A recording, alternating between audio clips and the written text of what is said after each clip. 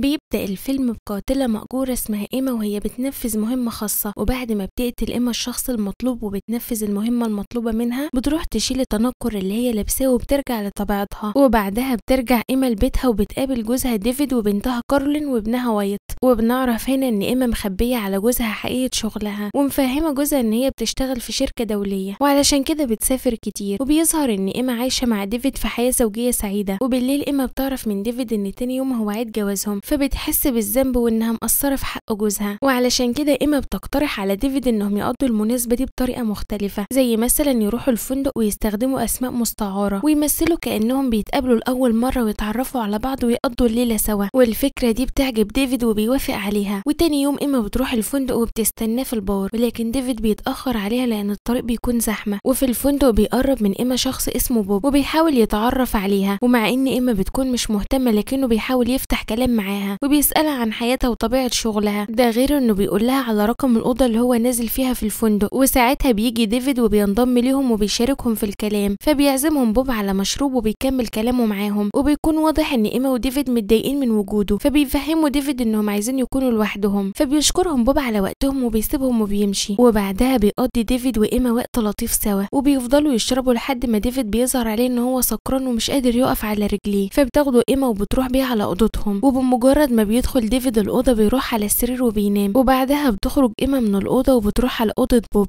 وهناك بيقابلها بوب وهو ماسك مسدسه في ايده، وبنعرف ان بوب يبقى قاتل مأجور وعاوز يقتل إيما، وده لان هي قررت تسيب المنظمة الإجرامية اللي هي بتشتغل لحسابها، وعلشان كده المنظمة أمرت بقتلها وحطت مكافأة مالية كبيرة جدا لأي حد يقدر يقتلها، وبيقول لها ان هو مش هيقتلها في مقابل ان هي تديله مبلغ أكبر من مبلغ المكافأة بتاع المنظمة. فبتفاجئ إيما وبتقول له ان هي عرفته من أول لحظة شافته فيها، وبتقول له للأسف مش هيلحق يقتلها لأن هو اللي هيموت دلوقتي، لأن هي حطت له سم في المشروب اللي هو شربه لما كانوا بيتكلموا في البار، وفعلا مفعول السم بيشتغل في جسم بوب، فبيحاول يسيطر على نفسه وبيحاول يقتل إيما قبل ما يموت، وبيصوب مسدسه ناحيتها وبيضربها بالنار ولكنه ما بيقدرش يصيبها، فبتهجم عليه إيما وبتبعد المسدس عنها وبتخنقه لحد ما بيموت في ايديها. وتاني يوم ديفيد وإيما بيرجعوا على البيت، وهناك إيما بتتصل بصديقها بيتر وبتحكي له على كل اللي حصل، وبتطلب منه يجهز لها حاجة معينة وهي هتسافر له ألمانيا علشان تاخدها منه. وأثناء المكالمة إيما بتلاحظ ان ديفيد بيبص على تليفونه وبيبان عليه علامات التوتر، فبتنهي المكالمة وبتروح له علشان تطمن عليه، وبيكون ديفيد متوتر لانه بيعرف من الاخبار ان في جريمة قتل حصلت في الفندق اللي هم كانوا فيه اليوم اللي فات، وبيتصدم ديفيد لما بيشوف صورة بوب وبيعرف ان هو الضحية، وبيترعب لما بيعرف ان الشرطة بتدور على راجل وست كانوا قاعدين مع بوب قبل ما يتقتل في اوضه، وده معناه ان هو وإيما متهمين بقتل بوب. فبيقترح ديفيد على إيما ان هم لازم يتصلوا بالشرطة ويعرفوهم ان هم ملهمش يد في قتل بوب، فبتفهموا إيما ان هم ما ينفعش يعملوا كده، وده لانهم كانوا نازلين الفندق باسماء مستعاره، وده هيخلي الشرطه تشك فيهم اكتر. فبيقتنع ديفيد بكلامها وبيحاول يطمن نفسه وبيقول لنفسه ان كل ده هيتحل لما الشرطه تقبض على القاتل الحقيقي. وفي اليوم اللي بعده إيما بتسافر المانيا علشان تقابل صديقها بيتر، وبالليل بيتم القبض على ديفيد وبيتحقق معاه في جريمه قتل بوب، واثناء التحقيق بتدخل عليهم واحده من المخابرات اسمها كارفر، وبيتصدم ديفيد لما كارفر بتوريله صوره ومستندات بتثبت ان إيما مراته بتشتغل قاتله مأجوره، وان هي مطلوب القبض عليها في اماكن كتير حوالين العالم. ده غير ان إيما اسمها الحقيقي هو آنا، وبيعرف ديفيد انها انتحلت هوية واحدة ست ميتة اسمها إيما وعاشت معاه طول السنين اللي فاتت دي بهوية مزيفة. وبيعرف ديفيد كمان ان بوب بيشتغل قاتل مأجور وان إيما هي اللي قتلته، وبيظهر ان ديفيد مش مستوعب كلام كارفر وكمان مش مصدق اللي بيحصل، لكن كارفر بتقوله ان هو لو دور في بيته اكيد هيلاقي حاجة تثبت له ان مراته تبقى قاتلة مأجورة. وتاني يوم ديفيد بيدور في بيته وبيلاقي صندوق كبير في المخزن، وأول ما بيفتحوا بيلاقي جواه جوازات سفر مزيفة وأدوات تنكر وأسلحة. وفي الوقت ده في ألمانيا إيما بتقابل بيتر وبيديها الحاجة اللي هي طلبتها منه، وبتكون جوازات سفر مزيفة لجوزها ولأولادها، وبيتفاجئوا إن في عربية ماشية وراهم وبتراقبهم، فبيفهموا إنها من المنظمة، وبتطلب إيما من بيتر إن هو يوقف العربية بسرعة. وبعدها بتنزل إيما من العربية وبتدخل الحانة وبيدخل وراها 2 من رجالة المنظمة، وبتحصل بينهم مطاردة قوية، ولكن إيما بتقدر إنها تسيطر على واحد منهم عليهم وبتضربه وبتفقده الوعي، وبتخرج من الحانة بسرعة وبتجري ناحية مترو الأنفاق، فبتجري وراها واحدة من أفراد المنظمة وبتدخل وراها محطة المترو وبتفضل تدور عليها، ولكن إيما بتخدعها وبتهجم عليها وبتخنقها وبتاخد منها مسدسها اللي بيكون فيه طلقات مخدرة وبتضربها طلقة منه فبتفقدها الوعي هي كمان. وبعدها بتخرج إيما من محطة المترو وبتلاقي بيتر واقف مستنيها بعربيته، وفجأة بيحصل عليهم إطلاق نار من واحد من أفراد المنظمة، فبيطلع بيتر مسدسه وبيفتح النار على الشخص ده، وبعدها بيتحرك بسرعة بعربيته وبيمشي من المكان. وبعد شوية وقت بيقف بيتر على جنب الطريق، وده لأنه اتصاب برصاصة ومش بتقدر إيما إنها تنقذه لأن إصابته بتكون خطيرة وبيموت في ساعتها. وفي اللحظة دي تليفون بيتر بيرن وبترد إيما وبتتفاجئ إنه جوزها، وبتعرف منه إن هو لقى رقم تليفون بيتر في الصندوق اللي هي مخبياه في البيت. وبيحكي ديفيد لإيما على كل اللي حصل وبيقول لها إن هو بيتصل بيها علشان هو عاوز يسمع منها الحقيقة. فبتتأثر إيما وبتقول له إن هي فعلا قاتلة مأجورة، ولكن هي سابت المنظمة اللي بتشتغل لحسابها وعلشان كده المنظمة بتطاردها في كل مكان. فبيقرر ديفيد إن هو يسافر لها ألمانيا علشان يعرف منها القصة كلها وجها لوجه، وكمان علشان يكون جنبها وده لأنه بيحبها. فبتحاول إيما إنها تمنعه من السفر وبتفهمه إن ده هيكون فيه خطورة على حياته، ولكن ديفيد بيصمم على رأيه وبيسافر لها. وتاني يوم ديفيد بيوصل ألمانيا وبيقابل إيما في الحانة، فبتحكي له إيما إن أبوها كان بيشتغل ضابط مخدرات وإن هو بعد ما تقاعد أسس منظمة أمنية خاصة مع شريكته اللي اسمها كارفر، ولكن بعد فترة أبوها مات ووقتها هي كانت صغيرة. ومن بعدها وكارفر هي اللي ربت إيما وعلمتها كل الفنون القتالية ودربتها كمان على استخدام كل الأسلحة، وبعدها أجبرتها تنفذ أعمال اغتيالات كتيرة. ووقتها كارفر كانت مفهمة إيما إن الناس اللي بتتقتل يبقوا جواسيس وأعداء الوطن، ولكن إيما لما كبرت عرفت إن كارفر بتخدعها وإن هي بتنفذ العمليات دي مقابل الفلوس. وفي الآخر قررت إنها تبعد عن كارفر نهائي وتستقر مع أسرتها. وأثناء ما هما بيتكلموا بيدخل عليهم مجموعة من رجالة كارفر وبيظهر إنهم عاوزين يخطفوا إيما وياخدوها معاهم. فبيحاول ديفيد إن هو يدافع عن إيما، ولكن رجالة المنظمة بيضربوه هو وإيما بطلقات مخدرة وبيغمى عليهم. وبعد شوية وقت بتفوق إيما وبتلاقي نفسها في بيت كارفر زعيمة المنظمة، وبتنصدم لما بتشوف كارفر قاعدة بتلعب مع أولادها وبتفهمهم إن هي تبقى صديقة أمهم. فبتطلب إيما من كارفر إن هي تبعد أولادها عن مشاكلهم مع بعض. فبتسمع كارفر كلام إيما وبتطلب من واحد من رجالتها إن هو ياخد الأولاد ويروح بيهم على أوضة الألعاب. وبعدها كارفر بتكلم إيما وبتعرف إن هي ما طلبتش من بوب إن هو يقتلها، ولكنها طلبت منه إن هو يخطفها ويرجع بيها على المنظمة، وده لأن كارفر لسه بتحب إيما وبتعتبرها بنتها اللي هي ربتها من وهي طفلة. وبتعرض كارفر على إيما إن هي ترجع تشتغل معاها تاني، ولكن إيما بترفض كلام كارفر. فبتقول لها كارفر إن هي كده اختارت الاختيار الصعب، وبتغير كارفر طريقة كلامها مع إيما وبتهددها بإنها تقتل أطفالها لو ما نفذتش طلباتها. وأول طلب لازم تعمله إيما إنها تقتل جوزها ديفيد، وده لأنه عرف كل حاجة. وتاني طلب هو إن إيما ترجع تشتغل معاها تاني بدون أي شروط. فبتفهم هنا إيما إن مفيش قدامها بديل غير إن هي توافق على كلام كارفر. فبتاخد المسدس واللي بيكون فيه طلقة واحدة وبتروح لديفيد وبتاخده معاها على الغابة. وأثناء ما هما بيتمشوا في الغابة بتلاحظ إيما إن في قناص بيراقبها، فبتقف إيما في مكان معين بين الأشجار علشان تحجب الرؤية عن القناص، وبتحضن ديفيد وبتعتذر له على اللي هي هتعمله. وبعدها بتضربه بالنار وبيقع ديفيد على الأرض. وبعد شوية وقت بتيجي واحدة من أفراد المنظمة علشان تاخد جوزها ديفيد، ولكن إيما بتهجم عليها وبتاخد منها مسدسها وبتقتلها. وبعدها بيتحرك ديفيد وبيظهر إنه لسه عايش، وبنعرف إن إيما ضربته بطريقة معينة علشان تسبب له إصابة بسيطة. وبعدها إيما بتطلب من ديفيد إن هو ما يتحركش نهائي علشان القناص ما يشوفهوش، وبتاخد المسدس وبتتحرك ناحية القناص لحد ما بتفاجئه وبتخلص عليه. وبعدها بترجع إيما لديفيد وبيتحركوا سوا ناحية بيت كارفر، وبتلاحظ إيما إن في واحد من رجالة المنظمة جاي ناحيتهم، فبتتحرك بسرعة وبتهجم عليه وبتقتله. وبترجع إيما لديفيد وبتوصف له أوضة الألعاب اللي فيها أولادهم، وبتديله مسدس مخدر وبتطلب منه ينقذ الأولاد ويستناها لحد ما هي تجيله. فبياخد ديفيد المسدس وبيروح بسرعة على غرفة أوضة الألعاب، وبيضرب الحارس بطلقة من المسدس وبيفقد الوعي. وبعدها بيقعد مع أولاده وبيستنى إيما زي ما هي قالت له. وفي الوقت ده كارفر بتكون في بيتها مع الحارسة الشخصية بتاعتها واللي اسمها جيجي، وفجأة بيحصل عليهم ضرب نار وبتتصاب جيجي وبتقع على الأرض. فبتقرر كارفر إنها تهرب من المكان بسرعة علشان تحمي نفسها. وبعدها إيما بتخرج وبتفضل تدور على كارفر في الغابة لحد ما بتشوفها وهي مستخبية بين الأشجار، فبتضرب عليها نار كتير، ولكن كارفر بتهرب في آخر لحظة وبتجري في الغابة وبتضرب نار في اتجاه إيما، وبتفضل المطاردة بينهم مستمرة وبيتبادلوا فيها إطلاق النار على بعض لحد ما بتقدر إيما إنها تخدع كارفر وبتهجم عليها وبتضربها بالنار وبتصيبها في بطنها. فبتقع كارفر على الأرض وبتطلب من إيما إن هي تقتلها، ولكن إيما بتقول لها إن هي هتسيبها تنزف لحد ما تموت وبتسيبها وبتمشي. وبتروح إيما على غرفة الألعاب وبتاخد ديفيد والأولاد وبيركبوا العربية وبيمشوا ويمشوا من المكان بسرعة. وفي الطريق إيما بتعتذر لديفيد على كل اللي حصل، وبتقول له إن هي عملت لهم جوازات سفر بهويات جديدة، وده علشان يروحوا مكان تاني ويعيشوا فيه حياة سعيدة بعد كل المخاطر دي. وبيخلص الفيلم على كده. ولو عجبك الفيلم اعمل لنا لايك واكتب لنا رأيك في الكومنتات.